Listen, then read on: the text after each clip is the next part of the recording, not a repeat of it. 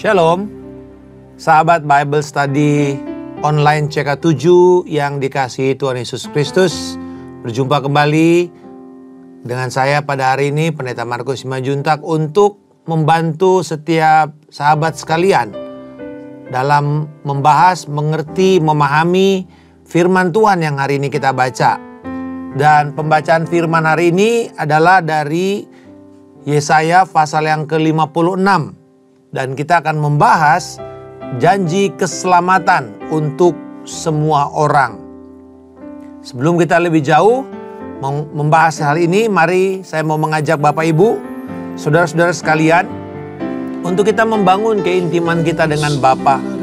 Untuk kita melihat bagaimana hidup kita ini hanya untuk Tuhan dan untuk kemuliaan namanya, membawa keselamatan kita kepada banyak orang yang belum pernah mengalaminya. Terima kasih Tuhan Yesus untuk kebaikan-Mu, anugerah-Mu Tuhan. Kami datang bersyukur pada Engkau, menyembah-Mu dalam roh dan kebenaran. Haleluya. Kaulah keselamatan kami. Kau yang telah mencurahkan Roh-Mu bagi kami. Thank you Lord Jesus. Haleluya. Yesus, Kau kebenaran yang menyelamatkanku. Kau memberikanku hidup dan pengharapan.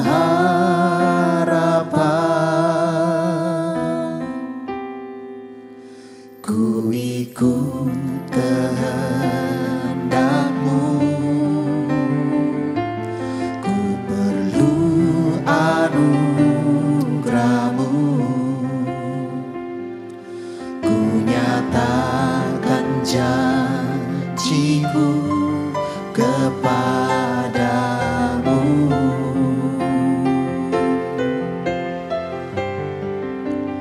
Kalau ku hidup bagimu, hatiku tetap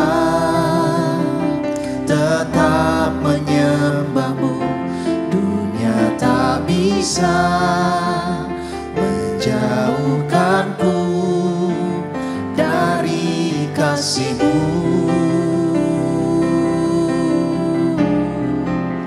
Selama ku hidup bagimu, mataku tetap memandang-Mu. Dunia tak bisa menjauhkanku dari kasih-Mu.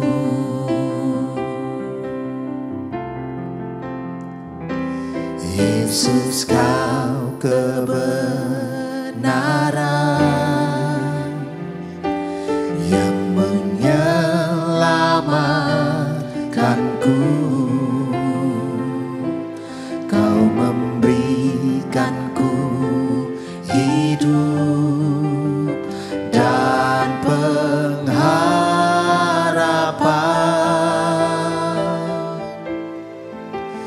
Ku ikut kehendak-Mu, ku perlu anugerah-Mu. Ku nyatakan janji-Ku kepadamu.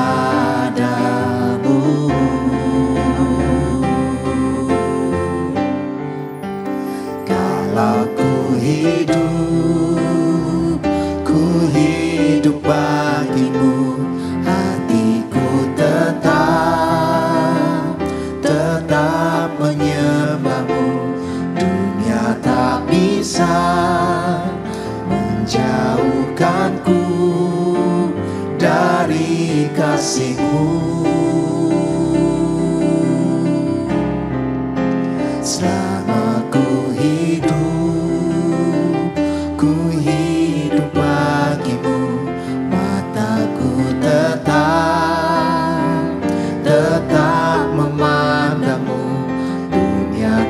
bisa menjauhkanku dari kasih-Mu. Kalau ku hidup bagi-Mu, hatiku tetap menyembah-Mu. Dunia tak bisa menjauhkanku dari kasih-Mu. Selama ku hidup bagi-Mu, mataku tetap memandang-Mu. Dunia tak bisa menjauhkanku dari kasih-Mu. Dunia tak bisa menjauhkanku dari kasih-Mu. Dunia tak bisa menjauhkanku dari kasih-Mu. Oh, terima kasih Tuhan untuk setiap karya-Mu Tuhan dalam hidup kami. Terima kasih Tuhan, kami bersyukur Tuhan Engkau baik. Terima kasih. Sekali Yesus, selamanya Yesus, harapanku tak akan hilang. Karena kasih-Nya sekarang ku ada. Oh Yesusku, ku cinta Kau selamanya. Sekali Yesus, selamanya Yesus, harapanku tak akan hilang. Karena kasih-Nya sekarang ku ada. Oh Yesusku, ku cinta Kau selamanya. Sekali Yesus, selamanya Yesus, harapanku tak akan hilang. Karena kasih-Nya sekarang ku ada. Oh Yesusku, ku cinta Kau selamanya. Sekali Yesus, selamanya Yesus, harapanku tak akan hilang.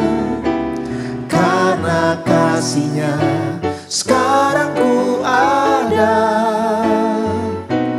Oh Yesusku, ku cinta Kau selamanya.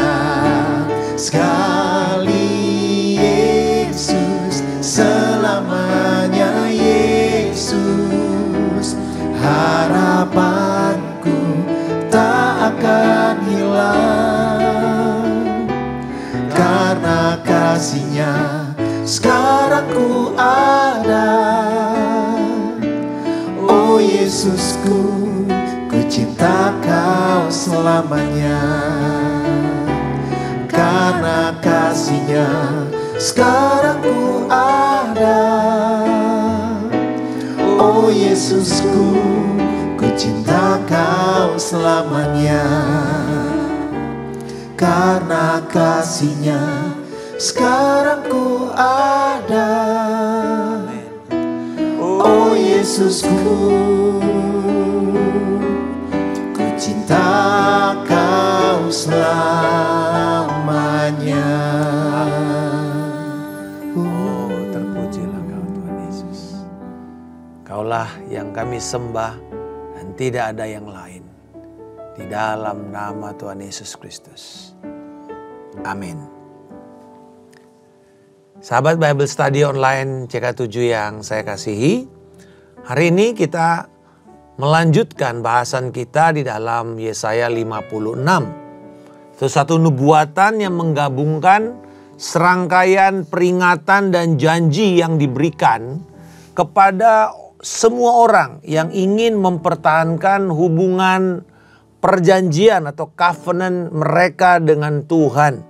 Yaitu di dalam ayat 4 dan 6 kita bisa melihat akan adanya upaya yang harus dilakukan. Dikatakan, sebab beginilah firman Tuhan kepada orang-orang kebiri yang memelihara hari Sabatku dan memilih apa yang ku kehendaki dan yang berpegang kepada perjanjianku. Orang-orang asing yang menggabungkan diri kepada Tuhan untuk melayani Dia, untuk mengasihi nama Tuhan dan menjadi hamba-hambanya. Semua yang memelihara hari Sabat dan tidak menajiskannya, dan yang berpegang pada perjanjianku. Ini orang-orang yang cukup unik, yaitu satu orang yang dikebiri atau kasim, yang biasanya menurut hukum Taurat itu tidak boleh masuk beribadah di dalam rumah Tuhan. Yang kedua, orang-orang asing, bangsa-bangsa asing yang tidak mengikuti agama Yahudi atau Yudaisme pun tidak boleh masuk di dalam perkumpulan jemaah. Tetapi kemudian di dalam pasal ini kita melihat ada dua hal yang kita bisa belajar.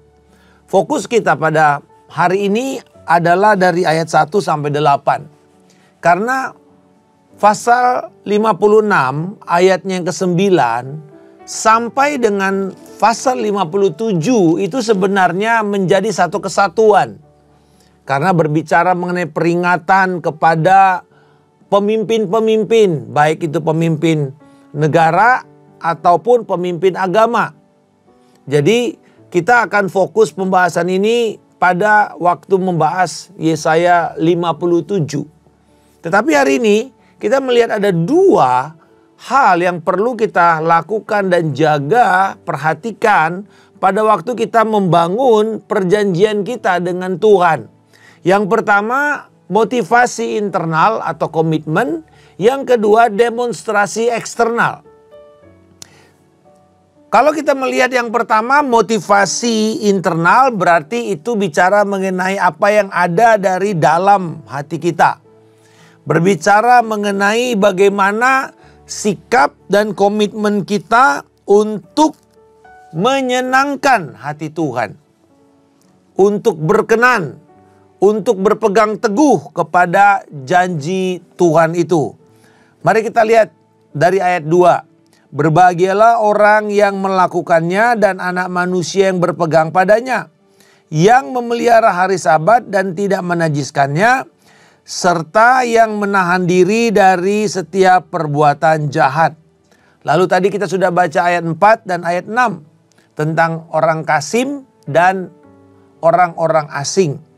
Nah, di sini ada komitmen untuk tidak menajiskan, bahkan menahan diri dari setiap perbuatan-perbuatan jahat di dalam memegang teguh hari seperti hari Sabat dan melakukannya dan berpegang teguh kepada perjanjian Allah lewat firman-Nya.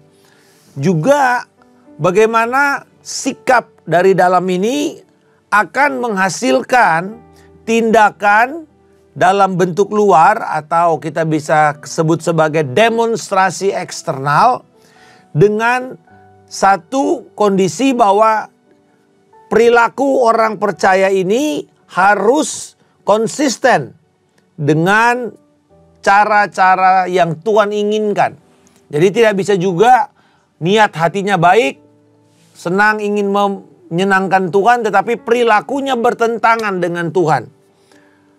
Ini bertentangan dengan budaya umum yang mengatakan, lah yang penting kan Pak hati, yang penting kan Pak motivasi kita benar, tapi salah caranya, tetap salah saudara.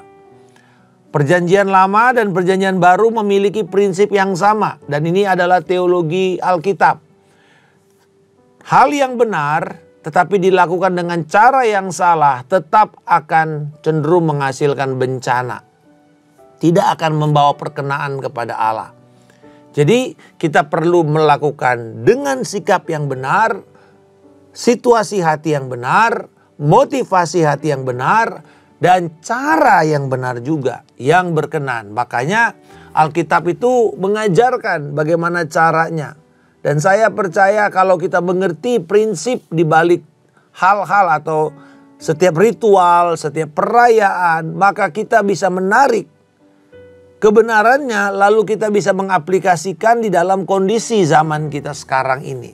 Bukan untuk kompromi atau menafsir ulang, tetapi mengambil prinsipnya lalu menjalaninya. Dan saya percaya bahwa ketika kita melakukan itu, maka sikap, motivasi, dan demonstrasi akan selaras. Tetapi yang pertama yang kita perlu dalam kita beribadah itu adalah motivasi kita. Sikap hati kita. Apa yang menjadi dulu standar, dorongan, dan keinginan yang datang dari hati. Karena bagaimanapun Allah menghakimi, menyelidiki hati kita. Tetapi yang kedua yaitu demonstrasi eksternal. Yaitu gaya hidup atau wujud kehidupan yang sudah kita tetapkan di dalam perjanjian kita dengan Allah. Dan ini mencakup hubungan-hubungan kita dengan orang lain. Bagaimana kita memperlakukan orang lain dengan adil. Di dalam ayat pertama dikatakan, beginilah firman Tuhan, taatilah hukum dan tegakkanlah keadilan. Sebab sebentar lagi akan datang keselamatan daripadaku dan keadilanku akan dinyatakan. Jadi yang pertama ketika kita bicara mengenai demonstrasi eksternal, itu harus ditunjukkan dengan bagaimana kita memperlakukan orang lain itu dengan adil. Lalu menyadari, menghususkan hari Tuhan, hari Sabat, hari perhentian. Jadi saudara-saudara, kalau kita sekarang ketika kita menguduskan ibadah, hari ibadah, yaitu pada hari pertama setiap minggu, kita datang beribadah kepada Tuhan. Itu bukan lagi sebenarnya sebuah opsi, tapi itu adalah sebuah panggilan, sebuah kehormatan, walaupun juga ada unsur di mana di situ kita harus menjalaninya bukan asal-asalan. Bahwa beribadah bukan sekedar store muka kepada Tuhan. Ini adalah konsep yang salah. Bahwa beribadah itu sekedar, oh saya sudah datang hari ini, saya sudah store muka sama Tuhan. Sekarang Tuhan memberkati saya. Bukan. Tetapi bagaimana kita untuk mendedikasikan hari kudus itu kepada Tuhan, lalu kita wujudkan dalam bentuk kita melayani Dia. Melayani orang lain pada hari itu. Kalau orang Sabat berarti mereka melayani komunitas mereka. Mereka beribadah, mereka membaca firman, mereka bersekutu. Mereka juga melayani komunitas mereka. Itu seharian sampai sore. Nah, hal yang sama ketika kita dipercayakan di dalam melayani rumah Tuhan. Bahwa hari itu, pada hari Minggu itu, kita mendedikasikan diri kita untuk kita bersekutu, beribadah, melayani orang-orang yang juga hari itu datang beribadah. Bukan semata-mata karena kita seorang pengerja gereja, tetapi karena kita sedang beribadah. Dan ibadah itu menyangkut baik persekutuan, koinonia, liturgia, peribadatan, ritual pada waktu kita beribadah 1,5 jam itu. Tapi juga koinonia dan marturia, di mana kita bisa bersaksi, di mana kita bisa mengajarkan orang lain tentang kebenaran firman Tuhan. Lalu di dalam beribadah itu juga demonstrasi itu kita perlihatkan dengan cara hidup yang selalu memiliki pertobatan. Jadi berbalik dari kejahatan itu bukan cuma sekali setahun. Atau bukan pada waktu kita baru saja lahir baru atau di retreat. Bukan.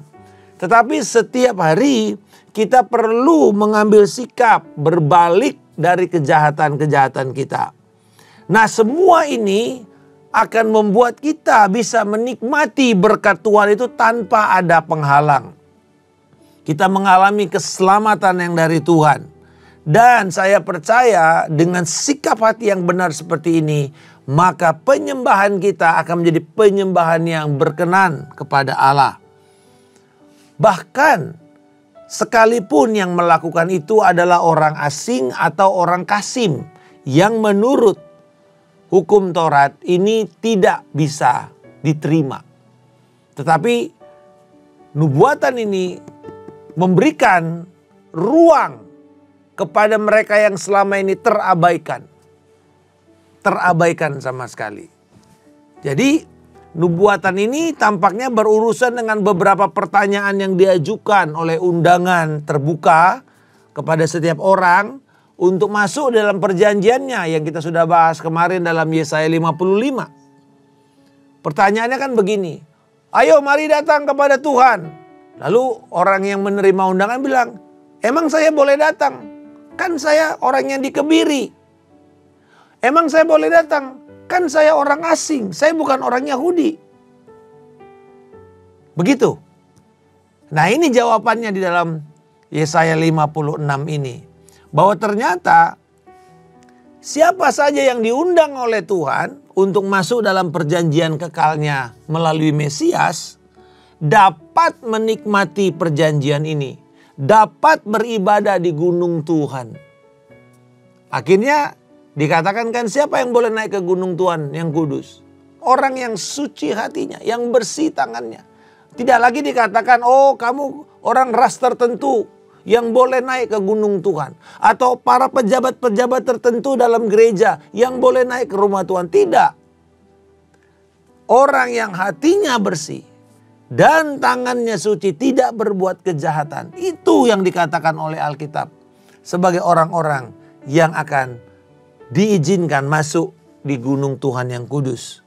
Jadi apa sebenarnya hal-hal yang paling utama yang diperlukan oleh orang-orang bukan Yahudi untuk bisa beribadah di bait suci? Nah, jawabannya ini berdampak pada pemahaman para pembaca Ibrani pada waktu itu, orang-orang Yahudi. Tentang apa yang Tuhan butuhkan dari umatnya. Dan apa yang orang-orang bukan Yahudi harus jalankan supaya pengharapan mereka bertemu Tuhan itu juga bisa tergenapi. Karena jika bukan orang Yahudi, mereka tidak bisa masuk. Nah, sekarang jika ingin dimasukkan, maka apa yang harus dilakukan oleh bangsa Israel sebagai tuan rumah? Kalau sebelumnya kan mereka tidak mau. Oh, kamu bukan bangsa kami. Kamu tidak boleh, kamu haram. Atau paling banter, kalau orang Jawa bilang, paling jauh. Mereka cuma boleh ada di halaman luar. Makanya ada yang namanya pelataran orang-orang yang tidak orang Yahudi. Atau the court of the Gentiles and the court of the women. Itu pelataran untuk orang-orang, para perempuan, para pedagang, dan juga orang-orang yang bukan bangsa-bangsa Yahudi. Nah, cuman boleh sampai di sana. Sementara orang Yahudi yang boleh membawa persembahan, membawa korban, bertemu imam, dan seterusnya. Nah, saudara-saudara, dikatakan sekarang ini bahwa karena Tuhan sudah memutuskan untuk menerima penyembahan dari semua orang yang masuk dalam perjanjian kekal Allah, maka Tuhan berurusan secara adil dengan mereka. Nah, bagaimana kita menerapkan prinsip-prinsip ini di dalam hidup kita? Apa yang Tuhan ajarkan kepada kita dan apa yang Alkitab ajarkan tentang Tuhan melalui pasal 56, khususnya ayat 1-8. prinsip-prinsip yang dijelaskan dalam ayat-ayat ini memberitahukan kepada kita bahwa semua bangsa memiliki pilihan yang dibuat tentang hubungan mereka dengan Tuhan. Tentu keselamatan itu hanya monopoli Tuhan. Monogeris, artinya yang hanya datang dari satu agen saja untuk keselamatan itu. Dan agen itu adalah Allah. Nah, saudara, pada waktu kita menerima keselamatan, maka sekarang apa yang harus kita kerjakan sebagai respons kita terhadap keselamatan itu? Kita sudah melihat di sini. Tuhan tidak berurusan lagi dengan orang-orang atau manusia itu berdasarkan kelompok etnis mereka. Oh, kamu Tionghoa, kamu orang Batak, kamu orang Jawa, yang boleh masuk cuman suku-suku tertentu. Nggak ada lagi, saudara. Semua bangsa akan datang. Semua suku, semua kaum. Bahkan kita lihat gambaran dalam kitab Wahyu nantinya.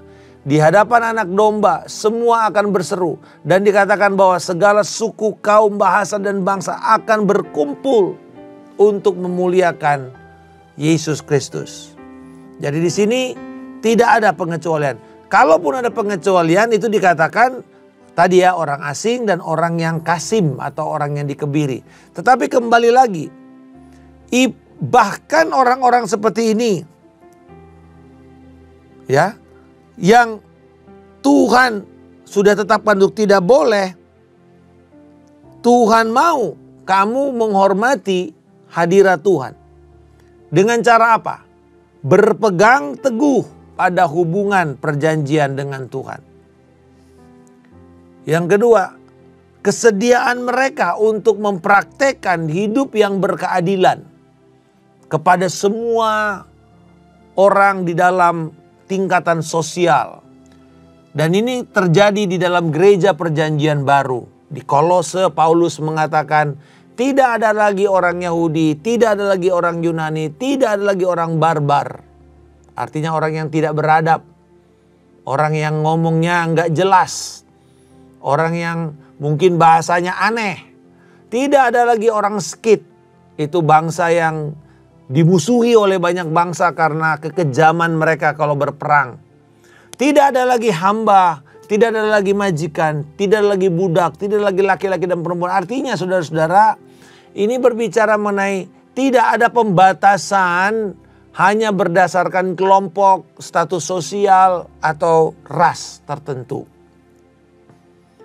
Kita harus berkeadilan di dalam membangun relasi kepada semua orang.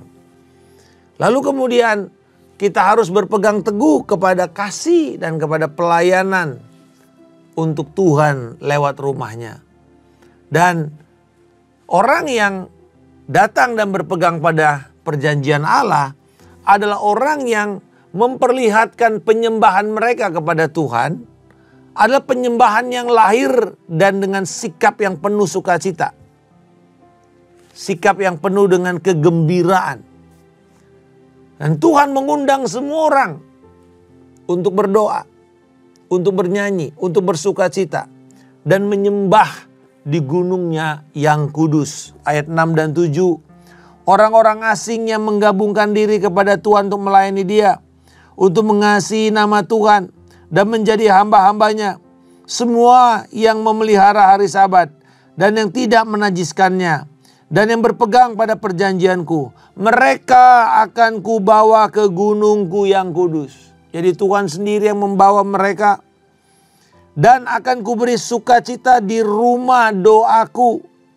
Aku akan berkenan pada kurban bakaran dan kurban sembelihan mereka yang dipersembahkan di atas mezbahku. Sebab rumahku akan disebut rumah doa bagi segala bangsa. Saya percaya bahwa inilah yang dirindukan oleh Tuhan dan diwujudkan di dalam gereja Tuhan saat ini. Bahwa Tuhan mau gerejanya menjadi rumah doa dan rumah doa bagi segala bangsa. Tidak satu kelompok ras tertentu. Tidak berdasarkan dari mana negara asalmu, apa bahasamu, bagaimana gaya hidupmu sebelumnya.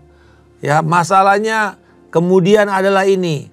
Kepada siapakah orang-orang ini percaya? Kalau mereka percaya kepada Yesus, mereka percaya kepada pengorbanan dan kepada karya Kristus, kepada firman Allah, kepada janji keselamatan, pengampunan dosa, hidup yang kekal. Maka orang-orang ini tidak punya penghalang untuk bisa datang sama Tuhan. Terlepas apapun latar belakang mereka sebelumnya. Yang penting mereka mau bertobat, mereka mau kembali kepada firman. Mereka mau menghormati kekudusan dan otoritas firman Allah. Lalu kemudian kita mesti bertanya, walaupun mereka orang-orang yang kelihatannya tidak eligible, tidak memenuhi syarat, tetapi siapakah penulis keselamatan mereka? Tentu Allah sendiri. Tentu Allah yang merancang keselamatan bangsa-bangsa ini. Lalu kemudian apa komitmen yang akan mereka sampaikan? Nah, di sini saya melihat bahwa baik orang Yahudi maupun orang yang bukan Yahudi, komitmennya kepada firman harus sama. Tidak ada yang mengatakan, oh karena kamu orang Yahudi, kamu udah lebih kenal banyak Taurat, maka kamu dituntut banyak. Tidak. Alkitab mengatakan sederhana.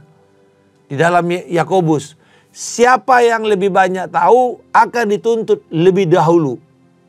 Akan dihakimi lebih keras. Jadi saudara-saudara, sebenarnya kembali, siapapun itu, Tuhan akan mengadili menurut apa yang kamu tahu, menurut firman Tuhan yang kamu telah terima. Bagaimana mereka mempertahankan komitmen ini kepada Tuhan? Nah, itu pertanyaan berikutnya. Bagaimana? Tidak ada perbedaan.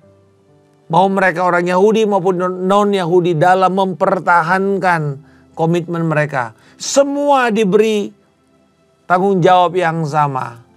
Bahkan Rasul Paulus mengatakan, siapapun yang mencoba memberitakan Injil lain selain dari Injil yang kusampaikan kepadamu, sekalipun dia mengatakan bahwa dia malaikat, akan dikutuk oleh Allah. Artinya, komitmen kita sama di dalam memegang teguh firman Tuhan ini. Jadi saudara-saudara, tidak ada yang mengatakan, oh karena saya bukan orang Yahudi, komitmen saya lebih rendah. Tidak. Dan kemudian kita mesti tanya, kamu orang asing, kamu mau diselamatkan, pertanyaannya kepada siapa kamu berdoa? Oh, saya cuma berdoa kepada Allah. Hati-hati. Kita berdoa kepada Bapa, meminta kepada Bapa di dalam nama Tuhan Yesus Kristus. Dan Roh Kudus akan mendorong dan akan membawa jawaban itu. Kita tahu bahwa kita menyembah Allah dalam Tritunggal yang kudus.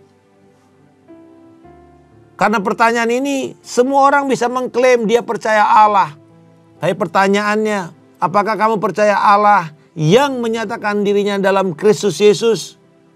Yang menyatakan dirinya dalam firman Tuhan? Alkitab yang adalah inspirasi dan otoritas tertinggi dalam hidup setiap orang percaya. Banyak orang bisa mempercayai Allah, tapi mereka tidak mempercayakan hidup mereka kepada Kristus. Tidak menyatu di dalam karya keselamatan Kristus Yesus. Maka orang begini, sekalipun mereka beribadah, mereka tidak akan mendapatkan janji apa-apa. Nah saudara-saudara, bagian penutup daripada sharing kita pada hari ini.